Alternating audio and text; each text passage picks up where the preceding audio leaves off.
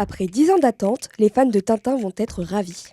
Les fans du reporter belge vont pouvoir retrouver leur héros préféré dans le tout nouveau jeu du studio espagnol Pendulo Studio.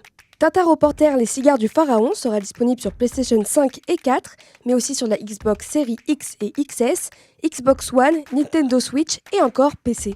Dans ce nouveau volet, les joueurs pourront évoluer dans un épisode centré sur le thème de l'Égypte. Une adaptation qui devrait faire plaisir aux fans de la première heure. Pour rappel, cette BD a permis l'intégration de nouveaux personnages comme l'apparition du désormais célèbre duo Dupont et Dupont. Pour le moment, aucune précision n'a été donnée pour la date de sortie, mais le jeu est attendu pour courant 2023. Depuis sa sortie, les polémiques enflent autour du petit dernier de Samsung, le Galaxy S23.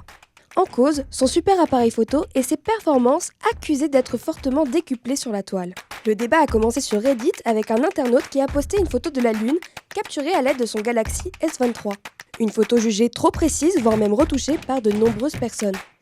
En réponse à toutes ces théories, Samsung a répondu et a affirmé qu'il ne s'agissait ni de trucage ni de publicité mensongère, mais bien de son IA qui modifie automatiquement les clichés pris par le téléphone. Samsung a également tenu à préciser que son IA modifie la photo sans utiliser la méthode de superposition, ce qui en fait un procédé bien loin de ceux utilisés par les logiciels de retouche photo. La semaine dernière avait lieu le Speedon, un marathon de 79 heures de performance vidéoludique au profit de l'association Médecins du Monde.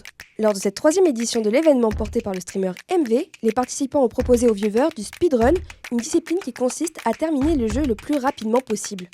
Au total, c'est 70 jeux qui ont été finis avec, parmi les performances, un record du monde. C'est celui du streamer Erimon sur le jeu Command & Conquer Remaster.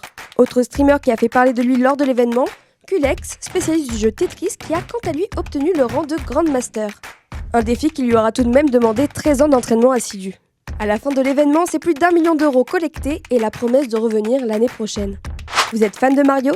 Alors il est possible que vous vouliez absolument cette paire de chaussures. C'est le nouveau coup de com' du studio Illumination qui s'est lancé en collaboration avec la marque de chaussures Red Wing pour recréer à l'identique les célèbres chaussures de Mario. C'est dans une courte vidéo dans les ateliers du fabricant de souliers que l'on voit la paire de chaussures prendre vie pour passer de la fiction à la réalité.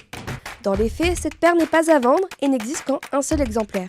Seul moyen de l'approcher, se rendre au Rockefeller Center à New York où la paire va être mise en exposition.